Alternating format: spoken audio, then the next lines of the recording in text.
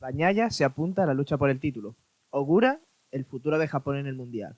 Debacle de Honda y Foggia en Jerez. Soy Alberto Sánchez y esto es Race Through. Este pasado fin de semana tuvo lugar uno de los grandes premios más esperados del año y por fin, después de 2 años de pandemia, por fin volvimos a vivir un Gran Premio de España con un circuito de Jerez completamente a rebosar. Era el único Gran Premio que faltaba de todo el calendario en el que no había podido haber público, ni siquiera en un pequeño porcentaje, pero por fin se pudo volver al circuito, por fin se pudieron poblar esas gradas y por fin se pudo de nuevo escuchar a la afición española rugir con el paso de las motos. Y los que seguramente más rugieron serían los aficionados ducatistas, y es que por fin Pecco Bagnaia consigue lograr su primer podio en esta temporada, consigue alejar los malos fantasmas, consigue adaptarse bien a esa nueva GP22 y no solo lograr su primer podio, sino también su primera victoria en la temporada y apuntarse de manera directa a la lucha por el título. El piloto italiano lo estaba pasando mal en este inicio de temporada, no se encontraba cómodo con la nueva Ducati, no era el único, ya vimos en las primeras carreras de la temporada, sobre todo en Qatar, que los que mejor manejaban la Ducati, sobre todo Enea Bastianini, eran los que portaban la GP21, la Ducati de la temporada pasada. Pero poco a poco parece que la marca italiana, la marca de Borgo Panigale, ha ido solucionando esos problemas que han ido teniendo, sobre todo en pretemporada y al principio de esa temporada. Y ya cada vez nos estamos acostumbrando más a ver tanto a Pecco como a Jack Miller o los pilotos del Pramac, tanto Jorge Martín como Johan Zarco, que son los que llevan la montura de este año, en las posiciones de cabeza. Con este podio ya son 11 los pilotos distintos que han subido al podio esta temporada en MotoGP. Una cifra bastante impresionante que muestra sobre todo la igualdad que hay en este campeonato y que aún puede aumentar más si cabe, ya que por ejemplo pilotos como Marc Márquez o Joan Mir aún no han subido al cajón esta temporada. Otro piloto que puede estar contento con el resultado, aunque posiblemente quisiera mucho más, es Fabio Quartararo, el piloto francés que desde que debutó en MotoGP ha sido el único piloto en lograr la pole en este circuito. Ya lo hizo en 2019, también en 2020, en 2021 y esta misma temporada en 2022. Sin embargo, perdió la posición con Pecco Bagnaia en la salida y no fue capaz de superar en ningún momento al piloto italiano. Ciertos puntos de la carrera incluso llegó a escaparse de él, a sacarle algo de ventaja. Al final de la carrera, poco a poco, parecía recortándole esa distancia, llegando a estar a unas 4 décimas del piloto de Ducati. Sin embargo, Pecco fue muy superior en cuanto a ritmo durante toda la carrera. Eso sí, Fabio puede irse contento de este Gran Premio, ya que consigue unos muy buenos 20 puntos que le permiten asentarse como líder en solitario tras el pinchazo de Alex Rins del campeonato del mundo de MotoGP, del cual es vigente campeón. Y los otros que se pueden ir bastante contentos de este circuito son tanto Aleix Espargaró como Aprilia, ya que vuelven a sumar un nuevo podio. El tercero del piloto catalán, el tercero de Aprilia esta temporada, que sumado al tercer puesto de Aleix en Silverstone la temporada pasada, hacen que de manera ya oficial Aprilia pierda esas concesiones respecto al resto de marcas que le permitían contar con mayor número de motores y con test privados con los pilotos oficiales. ¿Qué quiere decir esto? Que por fin Aprilia ya está ahí, Aprilia ya es uno más y que se apunta, tanto Aleix como Aprilia se apuntan a esa lucha por ser campeón del mundo en este año 2022. Una lucha que de momento parece bastante lejana para Honda y para Marc Márquez. Sin embargo, son buenas noticias también las que nos trae el piloto de Cervera. Y es que ha realizado una de sus mejores carreras de estos últimos meses en el circuito en el que todo comenzó. A pesar de haber conseguido varias victorias, Jerez tampoco ha sido un circuito en el que haya destacado mucho Marc. Y tras recaerse tanto de sus molestias en el hombro como sobre todo de esa lesión ocular, esa diplopía, recientemente, aunque ya está, parece recuperado, no así del todo del hombro, y como ya explico más tarde, llegábamos a un circuito en el que todo eran dudas alrededor del piloto catalán, y es que no sabíamos cómo iba a poder afrontar sobre todo ese paso por la curva 4, la curva en la que tuvo esa desdichada caída que le provocó la rotura del hombro y todo el calvario que ha estado sufriendo desde sus últimos 2 años. Sin embargo, hemos visto un Marc bastante fuerte, sigue sin estar todavía al nivel estuvo acostumbrado, tanto él como Honda. Se le ha vuelto a ver intentando sacar el tiempo a otro piloto, lo cual ha generado cierto malestar en el piloto de Pau, sobre todo a Aleix Espargaró, el cual lo criticó. Pero poco a poco vemos a un Marc Márquez cada vez más competitivo y que parece que poco a poco también va encontrando ritmo en los circuitos de derechas, donde más sufre su hombro. Y es que en la carrera de este domingo estuvo siempre en esa lucha por el podio, una lucha a 3 entre Jack Miller, Aleix Espargaró y el propio Marc.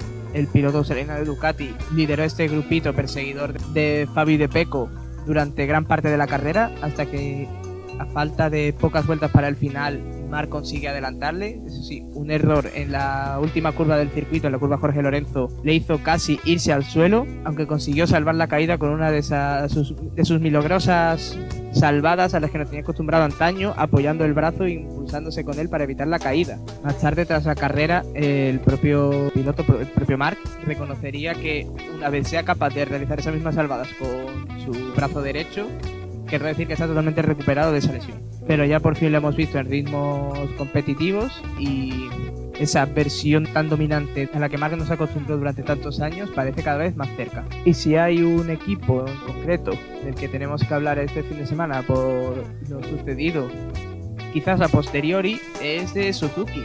Y es que, centrándonos en lo que pasó puramente en la pista, puramente en la carrera, no tuvieron un buen fin de semana.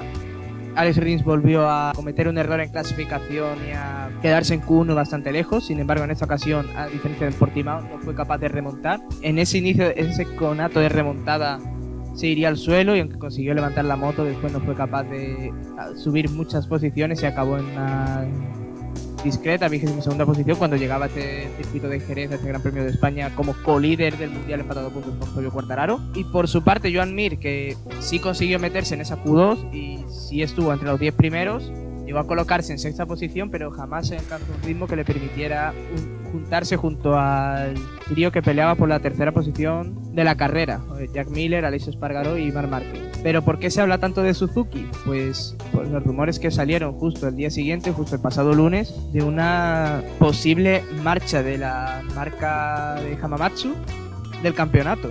Y es que ayer saltaría la noticia de que la marca japonesa ya habría comunicado a sus trabajadores que a final de esta temporada 2022 abandonarían el campeonato del mundo de MotoGP. Una noticia que ha pillado a todo el mundo por sorpresa, hasta tal punto de que la propia Dorna ha sacado un comunicado esta misma mañana diciendo que se han puesto en contacto con Suzuki y le han recordado que hay un contrato firmado, un contrato por el cual Suzuki como equipo y como marca queda ligado al campeonato del mundo de MotoGP durante X años, y que solo podría producirse una salida del campeonato llegando a un acuerdo con Dorna. Por ahora no ha habido respuesta por parte de Suzuki, no ha habido confirmación oficial de su intención de marcharse del campeonato, pero en caso de irse se nos plantean diferentes cuestiones. La primera y más importante: ¿qué pasará con Joan Mir y con Alex Rins? Si bien Joan Mir se lleva rumoreando bastante tiempo de una posible marcha del equipo una vez terminara su contrato, que tenía contrato hasta 2023 ambos pilotos, y una vez terminara su contrato,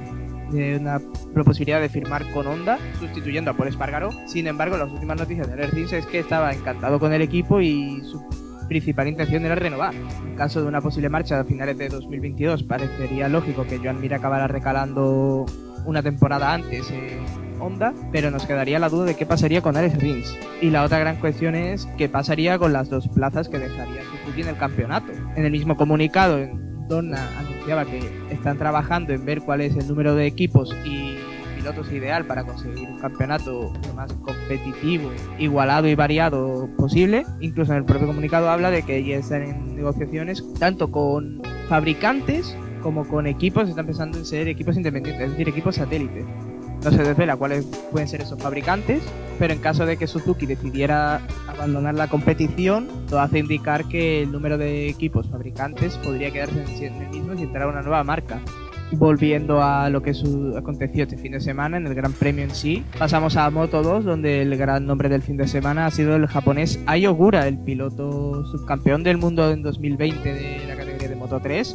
Logró por fin su primera victoria en el campeonato del mundo. Un piloto muy regular que poco a poco ha ido dando pasos agigantados y se muestra como la gran promesa japonesa del mundial, pero que la suerte le estaba siendo esquiva a la hora de rematar esas carreras con una victoria. Por ello perdió el campeonato ante Albert Arenas en 2020. La temporada pasada ya Sonny Orduki consiguió algún que otro podio en Moto2 y esta temporada ya había conseguido un podio, se mostraba en esas posiciones delanteras, pero por fin en Jerez se dieron todos los condicionantes para lograr la victoria. Salía en pole y desde el primer momento fue el piloto con más ritmo de toda la parrilla. Rápidamente se escapó, Aaron Canet no pudo seguirle el ritmo ritmo, aunque se mantuvo cierta distancia que en caso de error podría haberle acercado y quién sabe si haberle peleado la victoria, pero ese error nunca llegó y Ayogura logra ganar, logra hacer sonar el himno japonés en la categoría de Moto 2, cosa que no ocurría desde Tetsuya Nagashima en Qatar 2020. Y quién sabe si estamos ante un futuro piloto de MotoGP. Ya se está hablando de quién podría ser el posible sustituto de Takaki Nakagami en el equipo LCR, y Honda quiere un piloto japonés en la parrilla de MotoGP, así que es posible que estemos ante un recambio generacional, un recambio de japonés por japonés, y si se cuadran las cosas en este mundial ya se está poco a poco se está acercando en el campeonato a Celestino Vietti, ya está a menos de una carrera del piloto italiano, y las posibilidades de tener de nuevo un campeón del mundo japonés son cada vez más reales. Recordemos que el último piloto japonés que logró un título mundial fue precisamente en la categoría intermedia en el año 2009, la última de 2,5, siendo Hiroshi Oyama ese piloto. Otro piloto del que hay que hablar tras su gran carrera este fin de semana es de Aaron Canet. El piloto castellonense venía de lesionarse justo hace una semana en Portimao, de operarse el brazo, una fractura en el brazo, el mismo martes, siendo duda hasta prácticamente última hora. El jueves se confirmó su presencia y no la ha podido hacer mejor. Un segundo puesto que sabe a oro, tanto por la lesión, por afrontarlo con una lesión bastante complicada como una fractura de brazo, y también que sabe a oro porque le recorta puntos, por fin consigue recortarle puntos a Celestino Vietti. Toda la temporada no había sido capaz de quedar por delante del italiano, incluso cuando este falló, en la que también se acabó yendo al suelo, pero en esta ocasión Celestino Vietti falló entre comillas, terminó la carrera en una digna sexta posición. Sin embargo, por fin Aaron Canet consigue quedar por delante del piloto del VR46 y acercarse un poquito más a esa aspiración de pelear el campeonato hasta el final de temporada. Un Celestino Vietti que no estaba en su mejor día y aún así consigue una más que meritoria sexta posición, también salvado un poco por las caídas que ha habido a su alrededor, ya que tanto delante suya como detrás suya varios pilotos acabaron yendo al suelo, cuando en una situación normal de carrera quizás estuviéramos hablando ahora mismo de un Celestino Vietti que acabaría en noveno, el décimo, lo cual hubiera sido una sangría de puntos respecto a Ogura y Canet. Sin embargo, el piloto italiano fue muy inteligente. Cuando no tiene ese ritmo, lo mejor que hay que hacer es intentar salvar los máximos puntos posibles y evitar sobre todo caerse al suelo, lo cual hubiera sido catastrófico para él en el campeonato. Eso sí, el que no está teniendo nada de suerte esta temporada es Fermín Aldeguer, el piloto murciano de Boscoscuro. De nuevo se encontraba en las posiciones altas de cabeza, llegaba incluso a rodar por detrás, justo por detrás de Celestino Vietti, con un ritmo algo superior al suyo. Sin embargo, cuando estaba pegado prácticamente a él, Jake Dixon, que venía justo inmediatamente por detrás, fue muy atrevido intentando adelantarle en la curva 13, en la última curva, entrando un poco pasado y yéndose al suelo, provocando también la caída de Fermín Aldeguer. De nuevo, el piloto de la Boscoscuro es arrastrado al suelo, como ya ocurriera en Indonesia, por culpa de un toque precisamente con Celestino Vietti. Y otra carrera en la que se va al suelo sin ser su culpa y cuando se encontraba en la posibilidad de entrar de carrera. El ritmo se ve que lo tiene, sin embargo no está teniendo nada de suerte y sus compañeros de pista no le están respetando lo suficiente. Esperemos que la suerte acompañe un poco más a futuras carreras a Fermín y que lo veamos de nuevo en esas posiciones delanteras y sumando buenos puntos y algún que otro podio para Boscoscuro. Por último cerramos con Moto 3, donde el equipo Aspar es el gran ganador de este gran premio. Primero y segundo en carrera, victoria para Izan Guevara, segunda posición para Sergio García Dols y golpe sobre la mesa en el campeonato por parte del piloto valenciano. Durante toda la carrera estuvieron ambos en las posiciones delanteras, prácticamente durante toda la carrera Izan Guevara fue el líder de la misma. Llegaron en un punto a escaparse ambos, sin embargo alcanzados por el grupito perseguidor de Jaume Masia, Denis Onchu, un grupo que se iría poco a poco ampliando también con la llegada de Xavi Artigas, Ayumu Sasaki, pero finalmente terminarían primero y segundo los pilotos del Gasgas, los pilotos del equipo Aspar, en una carrera en la que KTM se ha comido la onda, y es que las 11 primeras motos en el resultado final de la carrera son todas KTM, ya sean oficiales KTM o de las submarcas que compiten en la categoría bajo el auspicio de KTM, tanto GasGas como F Moto o Husqvarna, pero las 11 primeras posiciones fueron ocupadas por estructuras KTM. Únicamente Ricardo Rossi durante parte de la carrera consiguió meterse en ese top 10, siendo la única Honda en lograrlo. Sin embargo, el piloto italiano se acabaría yendo al suelo cuando se encontraba en la séptima posición, dejando un top 10 única y exclusivamente de la marca austríaca y sus filiales. Y otro que ha sufrido mucho, en este caso también llevando una Honda, ha sido Denis Foggia, que parece que su historia con el circuito de Jerez no puede ser peor. Las 2 últimas temporadas se fue al suelo y esta temporada directamente no ha sido capaz de terminar en los puntos. El piloto italiano del Leopard llegaba como segundo del mundial, había perdido el liderato en la última carrera, aunque estaba muy cerca en puntos de Sergio García 2. Sin embargo, el piloto de la Sparteam le mete ahora una sangría de 20 puntos y complica bastante si consigue alcanzar la regularidad que no tuvo la temporada pasada. Complica bastante el campeonato tanto al Leopard como al propio Denis Foggia, el que parece que se ha librado, eso sí, de toda la mala suerte y de todos los errores que ha ido cometiendo, sobre todo en las primeras carreras de temporada, es Ayumu Sasaki.